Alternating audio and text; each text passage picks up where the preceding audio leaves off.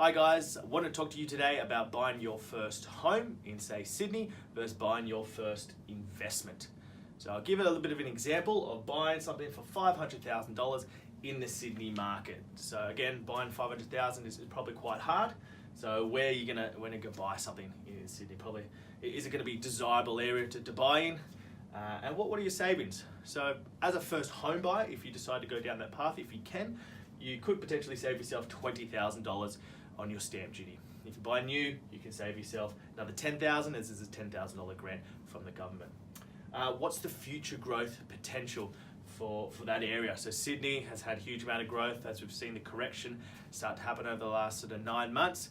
That growth is a little bit shaky over the next sort of 5 to probably 8 years because we've already seen it. What's the rental yield? As we've seen the capital growth happen quite strongly, the rental yield starts to compress. So we're seeing yields of 2.5 to 3.5 on average in sort of most locations. And the holding costs. So holding costs in Sydney are quite a bit more than other locations. That talks about strata and council and those extra fees and bits and pieces you need to know as an investor. So in essence, you can probably save yourself about $30,000 as a first home buyer, if you are a first home buyer in the Sydney market. And then we look, say, at a first investment. So again, we're going to go $500,000 and we're going to look at what we can buy. So other locations, we can buy premium product. We can buy in better locations, closer into the CBD. You can buy an amazing 1 or 2 bedroom apartment, or you can even get a 4-bedroom house within about a 20-kilometre radius of some of the major CBDs as well. We've got future growth, not past growth, as we've seen in the Sydney market, and we've got stronger yields as well, usually about 4.5 to sort of 5.5. So that's sort of your cake, your premium, your location, your future growth, and your stronger rental yields.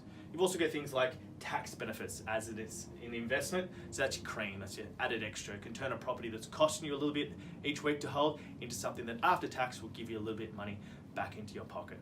So if you look at the two options, saving yourself, say, $30,000 versus an asset where it's in a future growth area, well, let's say it only goes up by, say, 5%, very conservative figure, because it's a future growth area, that's $25,000 worth of equity built into that property in year one. If we look at a 5-year period without compounded growth, over a 5-year period at 5% growth, we're looking at $125,000 worth of equity that we could potentially build into an asset if we're buying in that right location for future growth. Compared to a product, once you, say, rent it out, with the lower yields you will have in that Sydney market, it might actually cost you $100 a week, which is going to be negative $5,000 a year. So you can be in a position where you're negative $25,000 over a 5-year period, or positive circa $125,000 worth of equity in that same period. So this is what smart investors are doing. So if you'd like to learn about what you can do in the Australian property market and how to start a good investment portfolio, get in touch. Cheers.